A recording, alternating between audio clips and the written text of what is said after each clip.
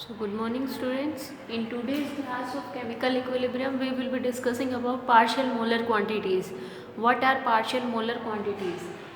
The first one is partial molar quantity आपके पास क्या हो सकती है. ठीक है, तो पार्शियल मोलर क्वांटिटी पढ़ने से पहले हमें ये पता होना चाहिए कि आपके पास जैसे इसमें जनरली आप पढ़ते हो फ्री एनर्जी, एंथैल्पी, एंट्रोपी, ये सारी की सारी जो प्रॉपर्टीज़ है ये एक्सटेंसिव प्रॉपर्टीज़ है. एक्सटेंसिव प्रॉपर्टीज़ है इसका मतलब ये क्या हुआ कि ये डिपेंडेंट ऑन मास है. ठीक है, एक्सटेंसिव प्रॉपर्टी है तो ये डिपेंडेंट ऑन मास है. अब आप एक कंसिडर करो कि मैंने एक कंसिडर करा है, एक ओपन सिस्टम है मेरा. ओपन सिस्टम है मतलब वहाँ पे मेरा मास चेंज हो सकता है. मास चेंज होने का मतलब क्या हुआ कि अगर उसमें डिफरेंट नंबर ऑफ मोल्स है तो नंबर ऑफ मोल्स भी उसमें चेंज हो सकते हैं. N1, N2, N3 इस तरीके से आपके पास Ni मोल्स है. तो जो कोई भी एक ये जनरल एक्सटेंसिव प्रॉपर्टी है इसको मैंने x से डिनोट कर लिया कि वो फिजिकल प्रॉपर्टी मान लो x है जो डिपेंड कर रही है मेरा टेम्परेचर पे, प्रेशर पे और नंबर ऑफ मोल्स पे.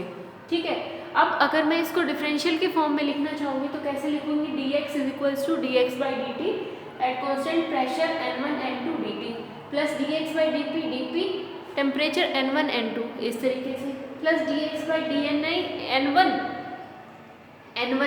क्यों? क्योंकि जो यहाँ पे आएगा ये मल्टीप्लाई होगा और इसके अलावा जो फैक्टर्स बच जाएंगे उनको मैं कांस्टेंट टर्म करके लिखती हूँ. इस तरीके से यहाँ पे फाइनली क्या लिख दिया मैंने? dx by dni temperature, pressure n1 n2 n3 ni minus 1 तक सारी कांस्टेंट टर्म्स और मल्टीप्लाइड बाई dni. ठीक है, अब क्या करूँ मैं कंसिडर कर लेती हूँ कि टेम्परेचर और प्रेशर मेरा कांस्टेंट है.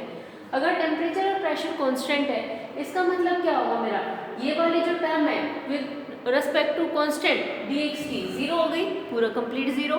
With respect to pressure complete क्या हो गया आपके पास? जीरो. ठीक है, अब क्या करूँ? ये जीरो होने के बाद मेरा क्या बच गया? dx by dn1 multiplied by dn1 n2 n3. ऐसे ही n2 वाली टर्म, n3 ni वाली टर्म्स तक मेरा सारा बच गया.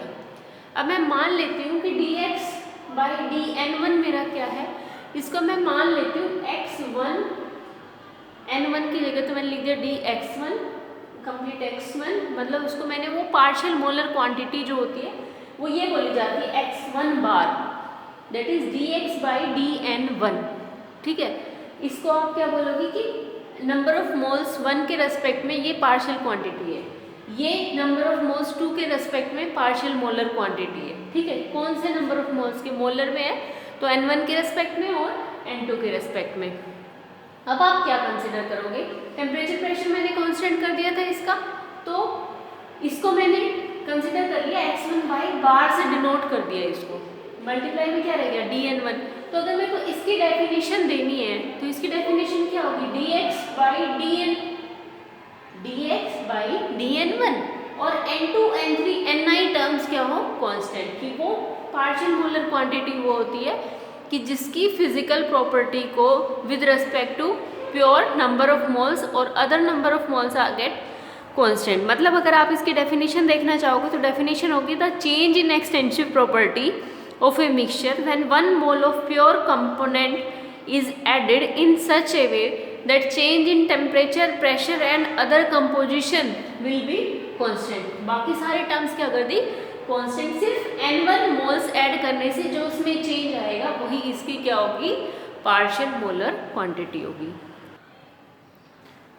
अब देखो, वो तो मैंने जनरल किसी भी फिजिकल प्रॉपर्टी के लिए बताया था. अब मैं बताती हूँ partial molar free energy change. की फ्री एनर्जी चेंज जो है वो फिजिकल प्रॉपर्टी कंसिडर करिए x. ठीक है, तो partial molar free energy change क्या होगा? मतलब इसका मतलब ये कंसेप्ट ऑफ म्यू देगा ये, that is concept of chemical potential. वो कैसे देगा कि केमिकल पोटेंशियल जो होगा वो होता है partial molar quantity.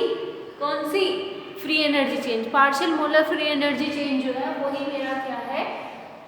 Chemical potential है. तो partial molar free energy change क्या होगा?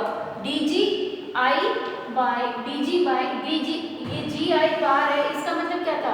dx बाई ni था, तो ये क्या आ जाएगा? dg बाई dni मल्टीप्लाई किससे हो गया? dni. Temperature, pressure n1 n2 इन सब टर्म्स ये सब क्या है वहाँ पे? कांस्टेंट है. तो यही मेरा क्या है? Mu, chemical potential. कि chemical potential of a physical quantity is defined as the partial molar free energy change of that quantity. ठीक है, अब मैं कंसिडर कर लेती हूँ g को. N3 इन सब का अगर आपके पास ये है, इन सब का फंक्शन है g, तो इसको कैसे लिखोगे, dg by dt plus dg by dp, बाकी सारे टर्म्स कॉन्स्टेंट जो आपने dx के लिए लिखा था। अगर टेम्परेचर प्रेशर को कांस्टेंट कर देते हो तो टेम्परेचर प्रेशर वाली चीज जीरो हो जाएगी, बच गए क्या, N1 N2 वाले, N3 N4 वाले, ये सारी चीजें बच गई। इसको क्या लिख रहे थे, dg बाई dN1 को म्यू लिख रहे थे या नहीं, इस पूरे टर्म को आप क्या लिख रहे थे, mu, that is mu one dN9 multiply है प्लस म्यू2 dN2 प्लस म्यू3 dN3, इस तरीके से आप लिख सकते हो या नहीं, ठीक है। अब क्या करोगे, अगर कंप्लीट के लिए आपको देखना है तो मैं क्या करूंगी, कंप्लीट के लिए आपको देखना है भाई ये सॉरी ये है, यही है पार्शियल मॉलिक्यूलर क्वांटिटी, जी आई बार जो है उसको dg बाई dni से करते हो, dni मल्टीप्लाई में नहीं रहता है, वो तो आप डिफरेंशियल की फॉर्म में लिखते हो तब आते हैं। तो ये जो टर्म थी इसको मैंने क्या मान लिया था, म्यू, दैट इज म्यू1, इसको क्या माना म्यू2, तो dN1 dN2 इस तरीके से बच गए या नहीं। अब ये मेरे पास dg है, अगर मेरे को कंप्लीट का फुल देखना है g के लिए तो इसको इंटीग्रेट कर दो, इंटीग्रेट कर दोगे तो जो dN1 है वो N1 हो जाएगा, dN2 है वो N2 हो जाएगा। टेम्परेचर प्रेशर और टोटल नंबर ऑफ एटम्स मैंने क्या मान लिए वहाँ पे कांस्टेंट, तो g जो फैक्टर है उसको इस फॉर्म में भी लिख सकते हो, केमिकल पोटेंशियल की फॉर्म में फ्री एनर्जी को अगर लिखना है तो म्यू1 N1 म्यू2 N2। डिफाइन ये करना होगा आपको कि केमिकल पोटेंशियल क्या है, it is the physical property of partial molar free energy change, ठीक है। Now the next one is Gibbs Duhem equation. की गिब्स ड्यूहम इक्वेशन आपके पास क्या है, ये नाम से ही आती है, अगर पेपर में आती है तो जैसे हमने अभी निकाला dg को टेम्परेचर प्रेशर अगर हमने माना था तो म्यू1 dN1 प्लस म्यू2 dN2, इस तरीके से हमने एक इक्वेशन निकाली। और दूसरा क्या निकाला कि अगर इसी को इंटीग्रेट हम कर देते हैं तो क्या आता है, g temperature function mu one N1 plus mu two N2, इस तरीके से, मतलब ये किसका फंक्शन हुआ, g जो है वो म्यू और n दोनों के ऊपर डिपेंड कर रहा है, केमिकल पोटेंशियल पे भी और n टर्म पे भी। तो इनकी ith स्पीसीज अगर हम मान ले तो इनको डिफरेंशियल की फॉर्म में अगर लिखना होगा तो कैसे लिखोगे, dg टेम्परेचर प्रेशर में कि फर्स्ट को एक को कांस्टेंट मान लो, दूसरे का डिफरेंशिएशन प्लस दूसरे को कांस्टेंट मान लो, पहले वाले का डिफरेंशिएशन, इस तरीके से सारे टर्म्स में हो जाएगा कि n1 को कांस्टेंट माना तो म्यू1 डिफरेंशियल हो गया प्लस म्यू1 को कांस्टेंट माना तो n2 डिफरेंशियल हो गया। इसी तरीके से n2 म्यू2 में, n3 म्यू3 में, इस तरीके से लिखते चले जाओगे। अब आप क्या करो कि जिनके d म्यू1 है d म्यू2 है उनको एक अलग ब्रैकेट में डाल लो और दूसरे वाले जिनमें d n1 है d n2 है उनको दूसरे वाले में सम अप कर लो। आप क्या देखोगे, dg टेम्परेचर प्रेशर की दूसरी इक्वेशन आ गई, दोनों को कंपेयर करो, फर्स्ट वाली को सेकंड वाली से, तो आप देखोगे dg temperature pressure dg temperature pressure same चीज है, टेम्परेचर प्रेशर दोनों कांस्टेंट माना, म्यू1 dN1 म्यू1 dN1 म्यू2 dN2 म्यू2 dN2, पीछे वाली ब्रैकेट जो है वो सेम है। अगर कंपेयर करूंगी तो मैं क्या कंसीडर कर लूंगी कि ये इक्वल्स टू क्या आ गया, जीरो, तो ये पूरा इक्वल्स टू किसके बराबर आ गया, जीरो के, ये जीरो के बराबर आ गया। तो इसको सम अप करके कैसे लिख सकते हैं, summation of ni d mu I equals to zero, इसी इक्वेशन को आप बोलते हो गिब्स ड्यूहम इक्वेशन। तो जो यहाँ से दो टर्म अभी जो बताया उसमें से दो चीज़ें पूछ सकते हैं आपसे, एक तो केमिकल पोटेंशियल की डेफिनेशन और दूसरा गिब्स ड्यूहम इक्वेशन, ठीक है। अब इसके आगे देखते हैं। Now the next one is law of chemical equilibrium. Chemical equilibrium का लॉ क्या है, कुछ नहीं है, इसमें सिर्फ लॉगरिथम है और इसके अलावा कुछ भी नहीं है। आप लॉगरिथम को करेक्ट करते चले जाओ, आपका पूरा डेरिवेशन होता चला जाएगा। सबसे पहले क्या कंसीडर कर लिया हमने, एक रिवर्सिबल रिएक्शन कंसीडर करी। क्या होती है एक reversible reaction, AA plus BB changes to CC plus DD ले लो या LL प्लस MM ले लो, कुछ भी ले सकते हो आप, कोई दिक्कत नहीं है। अब टोटल फ्री एनर्जी चेंज में क्या लिखती हूँ, G is equals to mu I N I लिखती हूँ, ठीक है। इसको मैं कैसे लिख सकती हूँ, दूसरा एक तो ये लिखती हूँ कि भाई म्यू और एन आई दोनों का फंक्शन है, और दूसरा मैं क्या लिखती हूँ इसको कि अगर मेरा म्यू आई तो मैंने क्या मान लिया, म्यू केमिकल पोटेंशियल और नंबर ऑफ मोल्स, एन आई क्या नंबर ऑफ मोल्स है, यहाँ पे नंबर ऑफ B है, इसमें L है, इसमें M है, ठीक है। तो अगर आप जी ऑफ रिएक्टेंट की अगर बात करते हो तो क्या आएगा, इस A का केमिकल पोटेंशियल म्यू A और नंबर ऑफ मोल्स इसके A प्लस म्यू B इसका chemical potential plus number of moles B, यही चीज हुई।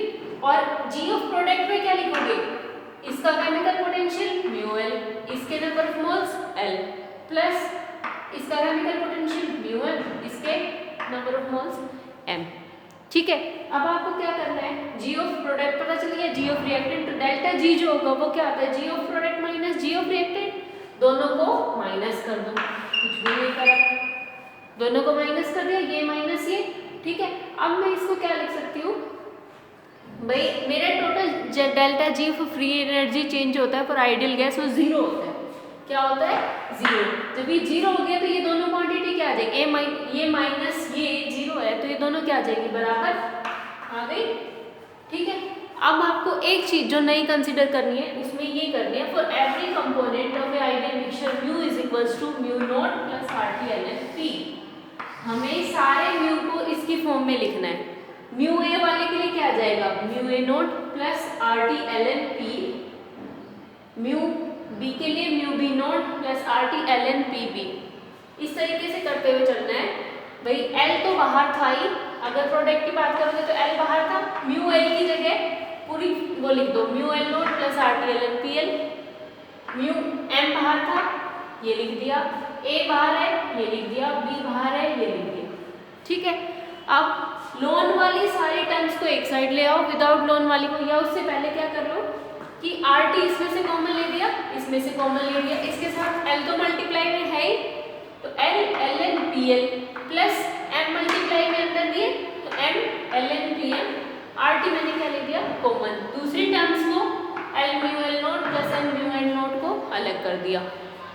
ये वाली चीज मैंने देखी थी, क्या थी ये, जी ऑफ रिएक्टेंट और जी ऑफ प्रोडक्ट, इधर क्या है जी ऑफ प्रोडक्ट, इधर क्या है जी ऑफ रिएक्टेंट, ठीक है। और सेम चीज जो यहाँ RT कॉमन लिया था इधर से भी RT कॉमन लो, आपके पास ये बचेगा, कुछ नहीं करना है। उसके बाद इस RT की टर्म को पूरी को इधर ले आओ, दोनों में से RT बाहर आ जाएगा, ये वाली टर्म यहाँ लिखोगे। अब ये क्या करा, ln की पावर PL था तो PL की पावर L चली जाएगी, इससे x ln y है तो ln y की पावर x हो जाती है, वो कर दी, इसमें ये कर दी।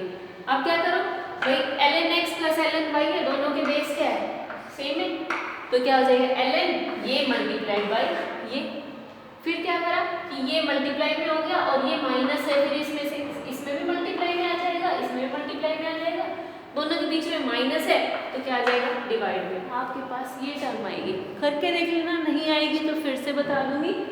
अब ये टर्म आ गई, इसमें सारे प्रेशर है, pressure of product upon pressure of reactant, उसको हमने क्या बोला था Kp, तो RT उधर डिवाइड कर दिया कि माइनस, यहाँ पे मैंने देखा था ये क्या आया था, जी ऑफ रिएक्टेंट इस साइड आया, जी ऑफ प्रोडक्ट इधर था, reactant minus product, product minus reactant तो डेल्टा जी होता है, डेल्टा जी ऑफ रिएक्शन होता है प्रोडक्ट माइनस रिएक्टेंट, अगर रिएक्टेंट माइनस प्रोडक्ट है तो क्या आ गया माइनस डेल्टा जी नॉट, और आपके पास Kp ln इसके साथ है तो ln Kp is equals to minus delta G not by RT, Kp को अगर निकालोगे तो ln उधर जाता है तो मल्टीप्लाई होता है एक्सपोनेंशियल से।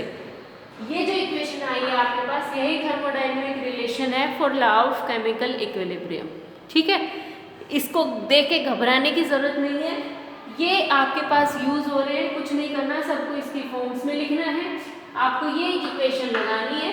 ये इक्वेशन लगाने के बाद चार चीजें चारों के लिए लगाओ, उनमें से ln वाली टर्म्स को अलग करो, विदाउट ln वाली को अलग करो, ठीक है। एक आपके पास delta G not of product बनेगा, एक delta G not of reactant बनेगा, ln में ये फंक्शन लगा के देख लो, इन फंक्शन के बाद आपके पास वो आ जाएगा, ठीक है।